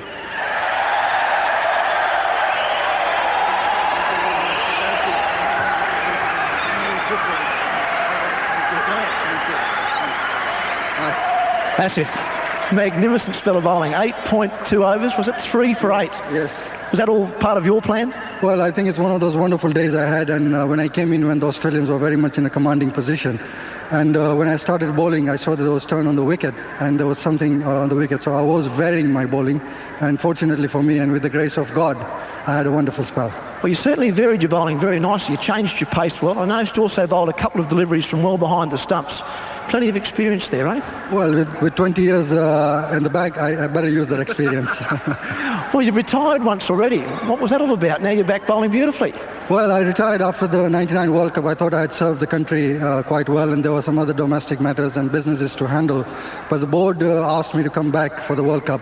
And of course, I found it as my duty to come and serve my country and in whatever capacity they need me. Well, you've only played 3 games in this World Cup so far. Are we going to see more of you in the next week or so? Well, next week is going to be very interesting, and I hope I'm in the lineup next week and hopefully do the job again. Well, mate, we wish you all the best for sure. You bowled beautifully tonight. Congratulations and good luck on Thursday. Thank you very much. You know, he put Australia at that time #1 team in the world on the back foot, like you can't believe it. So you know, our point was proved, and we as selectors, especially myself, we were very proud. In athletics, it's like you know, running the 100 meters in 9 point something after you've come out of retirement. Or in football, it's like scoring 3 goals in a World Cup semi-final when you're out of retirement. So it was really a phenomenal, you know, bowling spell. I remember that well because I got man of the tournament during the hockey tournament. I was watching it, but then when he took his first wicket against Ricky Ponting, I called everyone to the room. And then from there the atmosphere was amazing. And we watched it until he was announced the man of the match. Me, Mum and Irfan were watching it on TV. You know, back then we were recording it on the tape, you know, the VCR tapes. And he got someone out, and then eventually got Ricky Ponting out, and we were like jumping all over the place, like, oh my gosh. People remember a lot of defining moments in life. This incident is equally remembered. Well, if you talked about the World Cup 2003 in Kenya, nobody forgets this incident.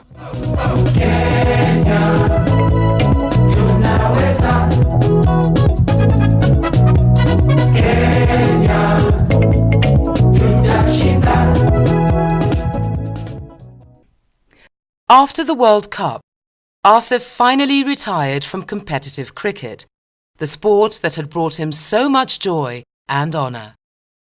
I used to live in Mombasa.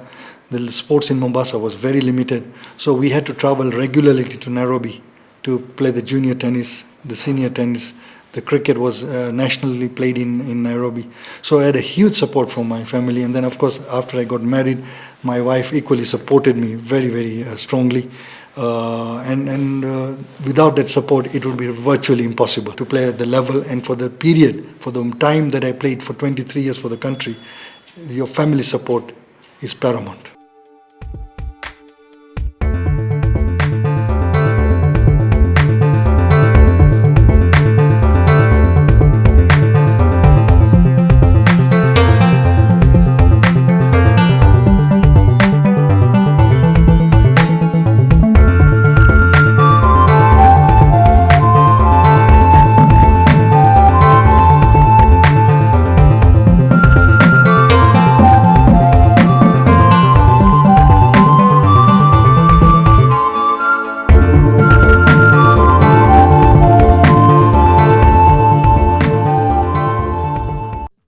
A few weeks later, Asif was called to Sharjah to do commentary on television. And so is Asif Karim. Asif, let me ask you about Kenya yesterday. First time in Sharjah, never easy, and Zimbabwe, although they won, they had a bit of a scare. Yes, I think Kenya was very competitive yesterday, having posted 225, though we felt they were about 15-20 runs short yesterday. But they came back fighting all the way and really brought the game to the wire. As Kenya faded from high-level international cricket, so did Asif's career as a cricket commentator. By this time, their father, Yusuf Karim, was not keeping too well. When Asif did so well in South Africa, and the very next morning I called him, he picked up the phone, I knew he was there, but I could not understand why his voice didn't relay much emotion or recognition. It's only later on I realized that he was struggling with Parkinson's. Growing up, their sons and daughters all represented Braeburn in various sports. Irfan already had his sights set on the Kenyan team. I remember as a kid I would play him on the garden where we were staying in Westlands, and then take him to the club and bowl to him and all that, and you could see that the guy had the knack. And I always remember my games at Braeburn because we were so competitive and we enjoyed all of them. Every match of his at Brabourne School, cricket, whether it was under 9 or under 10 or under 12, I would religiously make sure that I was there to watch him.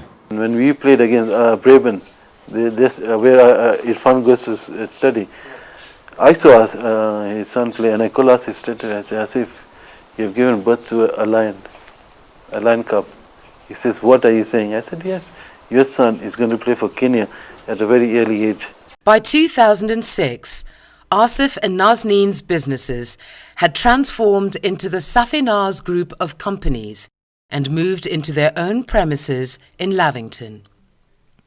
Insurance is the main business that I am in, and the public relations in the service industry is very, very important, and so we are doing a very difficult business. Asif loves business, and he loves talking about all sort of how you invest money, how you put in money, and you talk for hours and hours and hours. He is my role model because immediately after that, when he retired, he went to business because it is easy to make money, but also it is easy to lose money if you don't know how to invest well. Yes, and he has given me also opportunity as a person to learn from him how to be able to invest in my own. He understands business, that I have seen it. He has some, business sense. And you know Asif Karim, where is he now at the moment? The assets, the status. Asif was not that big when I saw him 10 years before, 11 years before. He has a lot of, I say business acumen. He understands that this is the thing, if I do, I can earn money, I can earn status, etc.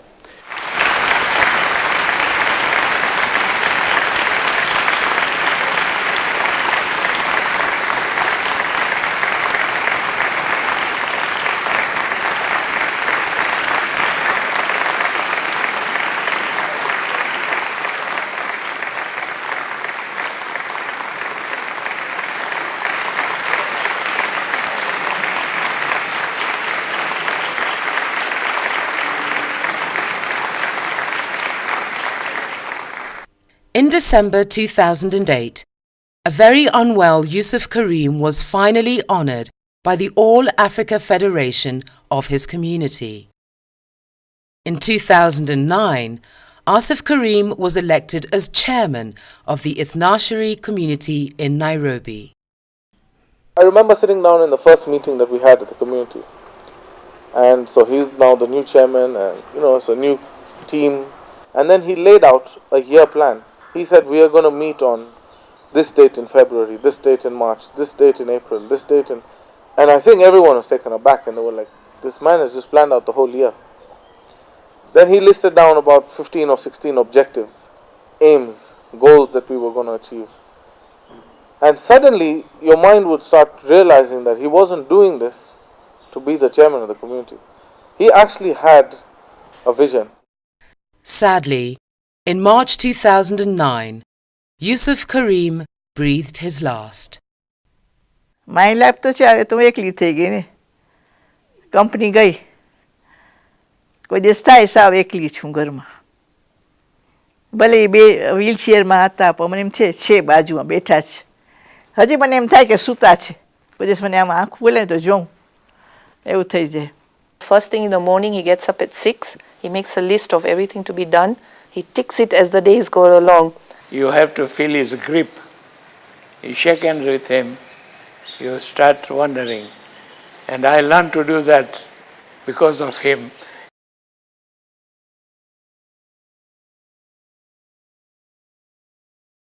While still in school, Irfan was playing cricket for the Kenya team. It was my debut against Andhra Pradesh when Kenya took them on in a 3-day game. We had been hit all over the park for about 500 runs, I think. I came in and I saw the day off, the day, and I finished on about 7 not out. But then as the day went on, I found myself staying at the crease, getting runs easily. And at the end of it, I finished on 104. I got caught at extra covers, but I made my first century for the national team. And I think that was what changed everything for me, because that led to me being given a national contract.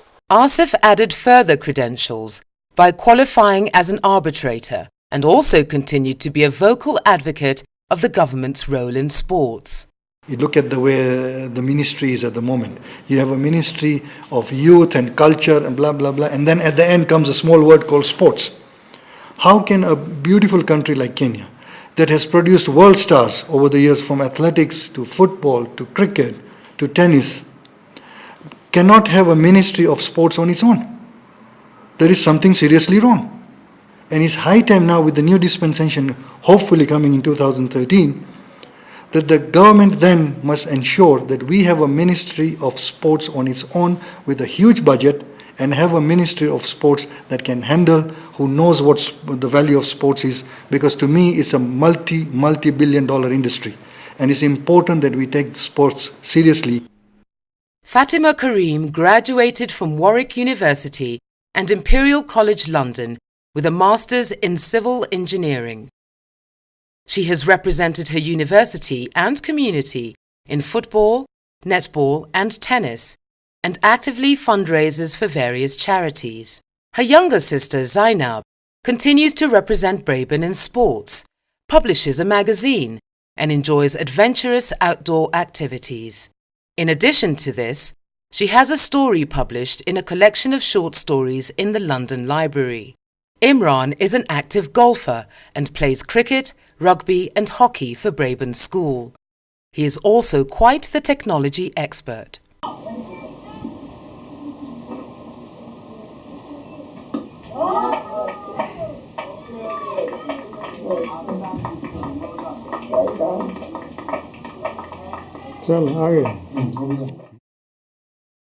Irfan joined Loughborough University and began making his mark there. In UK, there are nets everywhere, and you can sort of go and practice with a friend, and you can practice for hours and hours. Any batsman who can pick the fielders, can pick quick wickets, and he hits the ball hard, I think is the future of this country. If he's nurtured well, if he gets proper coaching. Irfan Karim, the wicket-keeper for Kosbeke, is quite an influential batsman for them. So he's the danger man. There he is, you can see him there. The danger man for Kosbeke. Oh, immediately, straight away through the covers. 4 runs. Good shot. Good shot. Daula, what a way to start from the little. Oh, that's the father. He loves that shot either. He's not moved at all. He's tensed. And there he goes. Irfan Karim off the mark in style. Good guy. The good thing with him is tall, so he stays right on top of it. Punches it through the cover point. And guess what? I'm sitting next to the legend, and this is called Karim's corner. It looks like as if father, son. You and yourself, not known as a batsman, known as a bowler. Your son, batsman, 2 different departments. What words of wisdom do you give him? Well, I think he comes from my father, who used to be a renowned coast batsman, regarded as one of the best batsmen the coast has produced. So obviously, maybe he's got the genes from there. These are the innings you remember, and it's a grand final. Oh, and he gets 4 runs to finish the game, and that's there, and he punches there, and he brings the bat. Good batting, and that's the mom. She's really, really happy to see the son performing. There's the dad, Asif Karim. Time for the man of the match, and it's been a unanimous decision. Kosbeke's Irfan Karim. If Irfan Karim can come up and get the man of the man trophy, and to give it to him, it's Tom Tikolo, chairman NPCA. Tom Tikolo will give the man of the match award to Irfan Karim. A magnificent knock today, in from the beginning. Irfan, I think you should stay here because you are also the player of the tournament. Alpesh Vada, chairman selector, Cricket Kenya, will give the award to Irfan Karim for the player of the tournament. He's been fantastic so far. Well, there you have it, Irfan Karim. 50,000 Kenyan shillings coming your way. Man of the match and player of the tournament. Irfan, if you could just come this way and have a little word with me. Well, there you go, Irfan Karim. You said from the beginning that you wanted to get runs, and you did it. Everything worked out for me today. Starting from the first ball, I felt that I could play through the innings, and all went well. And I think the others supported me well, Maurice Oma and Mishra. So I think it was a good win overall. Well, player of the tournament as well. You've had a fantastic tournament. Trying to look now not on an individual basis but more on a Kenya team basis to try and work well with the team, and hopefully we can start winning more matches and hopefully qualify for the 2015 World Cup in Australia.